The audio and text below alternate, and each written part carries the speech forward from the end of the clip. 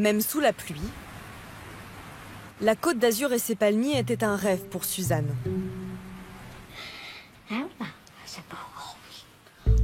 Originaire du nord de la France, elle est tombée amoureuse du climat doux de la région dans les années 70. La première fois que je suis arrivée au mois de février, j'étais à la personne qui me louait, c'est déjà le printemps. Elle m'a dit, mais non, on a des fleurs toute l'année.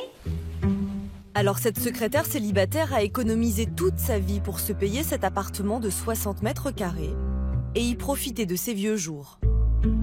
Ça, ben là, c'est ma chambre qui donne sur un balcon. Mais sa retraite au soleil a failli tourner court. Il y a 4 ans, la vieille dame de 85 ans a été victime d'une tentative d'assassinat. On venait de m'apprendre que j'étais empoisonnée.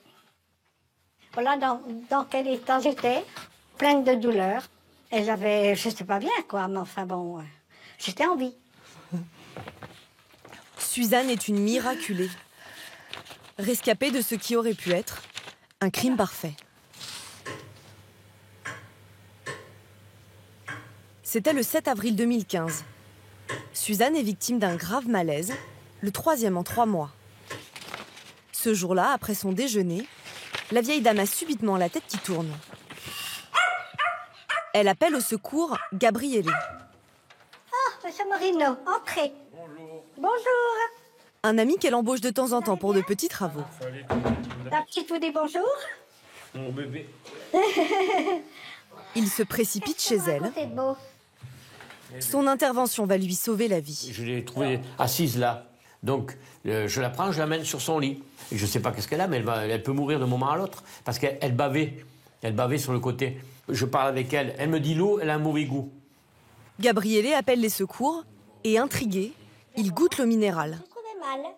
Très vite, lui aussi se sent mal. Quand je voulais aller à ma voiture, je ne voyais plus les couleurs, je ne voyais plus rien. Je voyais tout noir et blanc. Je me suis assis dans la voiture pour partir et c'était bizarre. J'ai mis le frein, je n'ai pas fermé la voiture, j'ai laissé les clés dessus, je suis sorti, je ne pouvais plus marcher. Les jambes, elles n'existaient plus. Aux urgences, les médecins sont étonnés par ces 2 patients qui présentent les mêmes symptômes. L'hôpital prévient la police. Après analyse, la bouteille d'eau révèle une forte dose d'atropine. Un régulateur cardiaque qui, à haute dose, est un produit mortel. Les enquêteurs de la police criminelle de Cannes cherchent à savoir qui pourrait bien en vouloir à cette dame de 85 ans. Rapidement, ils découvrent que Suzanne a vendu en 2008 son appartement en viager. L'acheteur est un certain Olivier Capeller.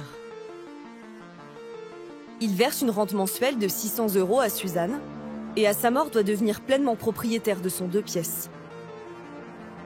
45 ans, marié, sans enfant. C'est un chef d'entreprise, grossiste en viande, qui mène grand train et multiplie les investissements dans l'immobilier sur la Côte d'Azur.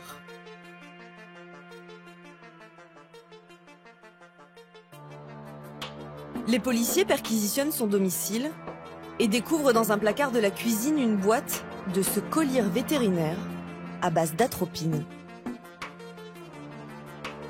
Placé en garde à vue, Olivier Capeller explique que ce collier lui a été prescrit pour soigner son chien. Mais les enquêteurs ont découvert d'autres éléments troublants. D'abord, ils s'aperçoivent que le suspect qui n'avait jamais revu Suzanne depuis la signature du viager lui a subitement rendu visite en début d'année. La vieille dame se souvient même qu'il l'avait questionnée avec insistance sur ses habitudes.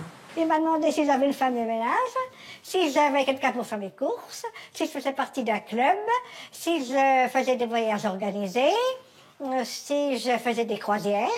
Alors j'ai répondu négativement à toutes ces demandes, mais à première vue, je pensais qu'ils s'intéressaient. Olivier Capeller cherchait-il à connaître l'emploi du temps de Suzanne afin d'empoisonner l'eau à son insu? Le témoignage de la voisine de la vieille dame va permettre à la justice d'établir qu'il s'est introduit chez elle en son absence. Interrogé par les enquêteurs, Elle décrit une curieuse scène le matin même de l'empoisonnement.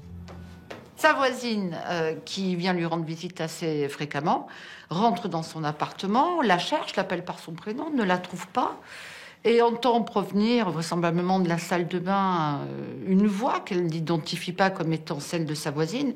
Et alors qu'elle s'apprête à aller plus avant, le téléphone de son propre appartement retentit, donc elle quitte l'appartement de la voisine, la victime, pour se rendre dans son appartement. Elle décroche et, la surprise, personne au bout du téléphone. Et l'interlocuteur qui l'avait appelé raccroche.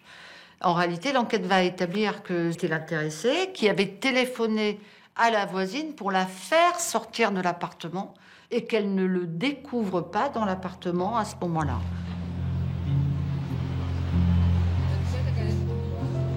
Mais selon l'avocat d'Olivier Capeller, maître Ginez, son client justifie aisément sa présence dans l'appartement. Il était chez la victime ce matin-là parce que d'abord il a les clés de l'appartement. C'est-à-dire que s'il a les clés, c'est qu'il a l'autorisation implicite de la part de la victime de se rendre dans son appartement. Ce matin-là, il décide de se rendre dans cet appartement pour prendre des photos de cet appartement parce qu'il pense vendre ce viager. Quand la voisine est entrée brusquement, Olivier Capeller aurait paniqué. Mais il justifie sa réaction en disant que ce jour-là, il ne l'a pas prévenue, qu'il se rendait chez elle. Il ne voulait pas lui dire qu'il voulait vendre le viager. Il s'est rendu chez elle à l'improviste et donc il est surpris et donc il veut éviter que Madame Ville sache qu'il s'est rendu à son domicile. Malgré ces explications, Olivier Capeller est mis en examen pour empoisonnement et incarcéré à la maison d'arrêt de Grasse. Mais ses ennuis ne vont pas s'arrêter là. En 2017, Evelyne et Martine, deux sœurs, tombent sur un article de Nice Matin. Ah ben voilà, c'est là. Ouais. C'est ça. Olivier C., mis en examen pour empoisonnement d'une octogénaire du Canet. Ça, évidemment, ça nous a interpellés parce que notre tante Jacqueline était décédée quelque temps avant et elle connaissait très bien monsieur Olivier C. On avait tout de suite compris qu'il s'agissait de monsieur Olivier Capeller. Leur tante, Jacqueline Imbert, est décédée brutalement en novembre 2014, 6 mois avant l'empoisonnement de Suzanne. À l'époque, rien de suspect. Jacqueline était âgée de 92 ans. Veuve, sans enfant, elle vivait seule dans son coquet appartement du Canet. C'était après la mort de son mari, Milou, en 2009, qu'elle était devenue très proche d'Olivier Capeller, le président de la copropriété de sa résidence. Olivier rendait visite à Jacqueline au moins 3 fois par semaine. Une voisine, Dany, se souvient très bien de cet homme si attentionné. Ah, Olivier, c'était son bon Dieu. Hein. Sans Olivier, elle n'aurait pas pu surmonter la perte de Milou. Heureusement, il s'occupe de tout. J'ai aucun souci, ni banque, ni rien, mes assurances. Tout ça, ça fonctionne grâce à lui. Si j'ai besoin d'un dépanneur, il est là. Puis de toute façon, il sera récompensé quand je ne serai plus là. Voilà, tout simplement. En juillet 2014, Jacqueline désigne Olivier comme son seul héritier. 3 mois plus tard, elle tombe dans le coma et décède le 4 novembre. Elle laisse à Olivier Capeller un patrimoine de 500 000 €, l'appartement du Canet, cette maison dans l'arrière-pays cannois, mais aussi une assurance vie de 190 000 €. Les nièces de Jacqueline, qui sont sa seule famille, ne trouvent alors rien à y redire. En définitive, je me doutais bien que le but final d'Olivier Capeller, c'était de pouvoir hériter du patrimoine de Jacqueline. Même si ça peut être choquant quand on en parle, Jacqueline était tout à fait libre de faire ce qu'elle voulait de son argent. Et je ne me sentais nullement le droit, malgré nos liens affectifs et malgré nos liens de toute une vie, de juger ce qu'elle devait faire et ce qu'elle voulait faire de son argent. Mais quand les deux sœurs découvrent l'affaire d'empoisonnement dans la presse, elles commencent à douter des conditions de la mort de leur tante. Elles préviennent la police.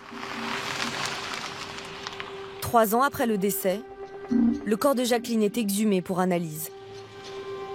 Et là encore, l'expertise révèle des traces d'atropine. En janvier 2018, Olivier Capeller est extrait de sa cellule pour être interrogé. Il va dans cette procédure expliquer que la victime, âgée de 92 ans, je le rappelle, aurait été extrêmement lasse de vivre et lui aurait dit « je voudrais en finir ». Et pour ça, dit-il, elle va falsifier l'une de ses ordonnances, elle va se faire délivrer de l'atropine et que c'est dans ces conditions qu'elle aurait elle-même ingéré l'atropine pour mettre fin à ses jours. Olivier Capeller est mis en examen pour empoisonnement une seconde fois. Mais pourquoi un homme à la vie en apparence confortable aurait-il voulu éliminer 2 vieilles dames? Les enquêteurs établissent qu'au moment de la mort de Jacqueline, la société d'Olivier Capeller, spécialisée dans la découpe de viande, était en grande difficulté, placée en liquidation judiciaire. En novembre 2014, l'homme perd son emploi et son salaire de 6 000 € par mois. Selon son avocat, la situation n'était pas alarmante pour autant.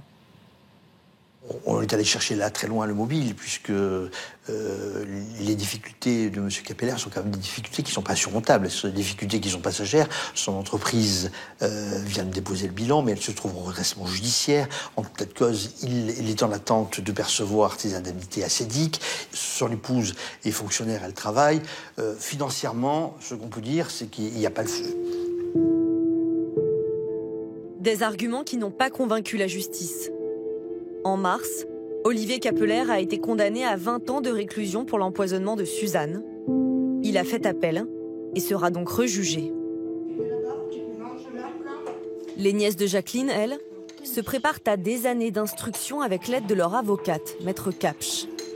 Bien, alors, vous savez que le juge ne nous a toujours pas convoqués pour... Elles espèrent qu'Olivier Capeller finira par reconnaître les faits. Qu'on était dans le cadre d'une procédure. Ses premières explications les ont révoltées. C'est tout à fait faux de dire que ma tante ne voulait plus vivre et qu'elle avait des idées suicidaires. Ça, alors je m'insurge complètement sur cette idée-là. Elle aimait la vie. C'était une femme coquette, une femme raffinée, une dame qui prenait soin d'elle. C'est une mort absolument, absolument horrible. Je me suis tellement culpabilisée de ma naïveté qu'aujourd'hui j'ai besoin que l'on reconnaisse qu'elle a été assassinée, parce que c'est un assassinat. L'instruction de cette seconde affaire n'est pas terminée. S'il est reconnu coupable, Olivier Capeller encourt à nouveau la réclusion criminelle à perpétuité.